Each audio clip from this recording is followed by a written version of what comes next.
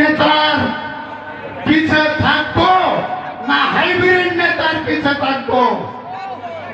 আপনারা বলেন, আপনারা কোন নেতার পিছে থাকবেন? আমি 3 নম্বর রামপুর ইউনিয়নের সকল নেতা কর্মীর উদ্দেশ্যে বলতে চাই, আপনারা আগামী নির্বাচন পর্যন্ত আমরা যতদিনে হক ভাইকে নির্বাচিত করতে পারবো না, হক ভাইকে সংসদে পাঠাইতে পারবো না, ততদিন পর্যন্ত আমরা ছাত্র দল, যুব দল, কৃষক দল, মহিলা দল সহ সকল অঙ্গ সংগঠনের সবাই একত্রিত থাকবো। ইনশাআল্লাহ আগামী দিনে হক ভাইয়ের নেতৃত্বে আমরা নির্বাচনে অংশগ্রহণ করব এবং হক ভাইকে নির্বাচিত করব। আমাদের যে পার্বতীপুর থানার যে খোরাকি খাওয়ার কিছু আমাদের দলীয় কর্মী আছে এবং বর্তমানে আওয়ামী লীগ থেকেও নিয়ে যাচ্ছে সেখানে, এটাও শুনতেছি। ওই কামরুজ্জামান ভাইয়ের ওই খোরাকি খাওয়া গ্রুপে আছে।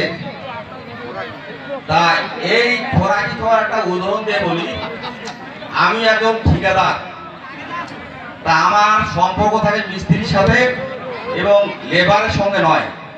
সেই লেবারদের যেটা দেওয়া হয় খোরাকি, যদি মজুরি হয় 500, তা খোরাকি দেওয়া হয় 400, আর 100 টাকা কে খায় লেবারদের, সেটা খায় মধ্যস্থলে যারা মিস্ত্রি থাকে সেই খায়।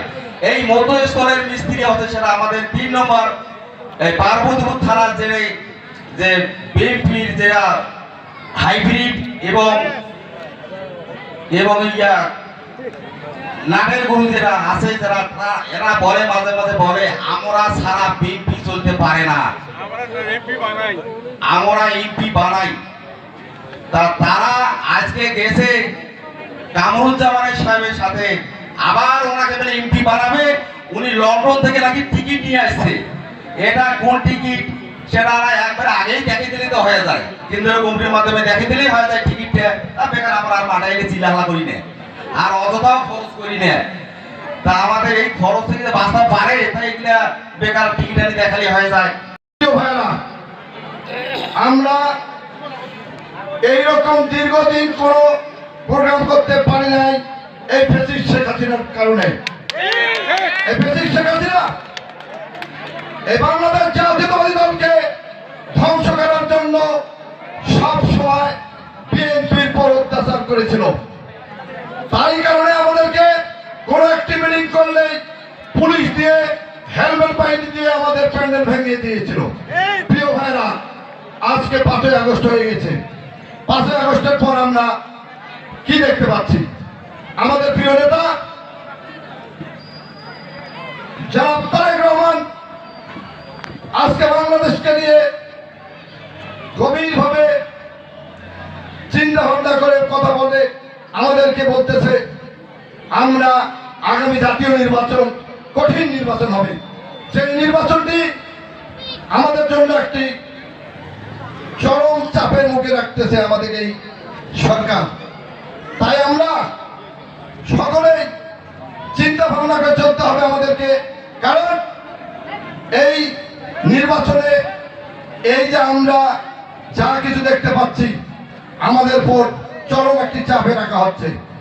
সেজন্য আমাদেরকে এই ফুলবাড়ি পার্বতীপুরে 5ই আগস্টের আগে আমরা অনেক কিছু দেখেছি, অনেক জনকে দেখেছি, কিন্তু 17 বছর 17 দিন 17 ঘন্টা 17 সেকেন্ড একজনকে দেখি নাই। আমি কারো সমালোচনা কখনো করি না, করব না। প্রিয় ভাই বোনেরা, আমার আমি এটুকু বুঝি, আমি একটি রাজনৈতিক দলে আদর্শে বিশ্বাস করি। দেশনেত্রী বেগম খালেদা জিয়ার কাছে আমি গিয়ে বাংলাদেশ জাতীয়তাবাদী দলে যোগদান করেছিলাম। আপনারা অনেকেই হয়তো সেদিন গিয়েছিলেন আমার সঙ্গে। প্রিয় ভাই বোনেরা আমার, আমি বিশ্বাস করি, একটা আদর্শকে ভালোবাসি। সেই আদর্শকে সমুন্নত রাখার দায়িত্ব আমাদের সবার। শুধু আমি একা করলে তো পারবো না, আপনাদেরকে সাথে থাকতে হবে।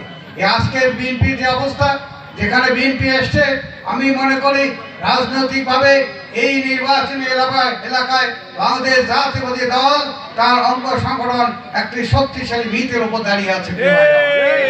এটা এই কৃতিত্ব আপনাদের সবার, আপনারা সবাই সহযোগিতা করেছেন। অতীতে যারা আমাদের মাঝে নেই, যারা বার্ধক্য কারণে এখন আমাদের সঙ্গে থাকতে পারে না, তারা সহ অসংখ্য মানুষ যারা আপনাদের এই সংগঠনকে শক্তিশালী করার জন্য আপনারা চেষ্টা করেছিলেন। প্রিয় ভাই বোনেরা আমার আগামী দিনে নির্বাচন হবে। আমরা তারেক রহমান সাহেবের বক্তব্য শুনেছি, আপনারা শুনেছেন, প্রতিনিয়ত উনি ভার্চুয়ালি মিটিংয়ে করে উনি বক্তব্য রাখেন। আপনি তার বক্তব্যটা ভালো করে শ্রবণ করলেন, আপনারা বুঝতে পারবেন উনি 31 দফা দিয়েছেন।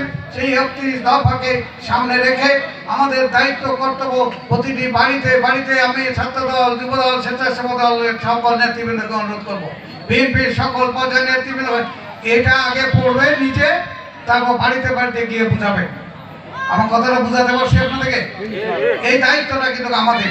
প্রিয় ভাই বোনেরা, জনাব তারেক রহমান লন্ডন থেকে এই দল পরিচালনা করছেন। উনি আমার মনে হয় 24 ঘন্টার মধ্যে 18 ঘন্টা দলের পিছনে সময় দেন। বাকি যে 6 ঘন্টা আমি যেটা শুনেছি, উনি যেখানে থেকে এই দল পরিচালনা করেন সেই অফিসে উনি শুধু ওইখানে নামাজ পড়ে, ওইখানেই খায়, ওইখানেই থাকে।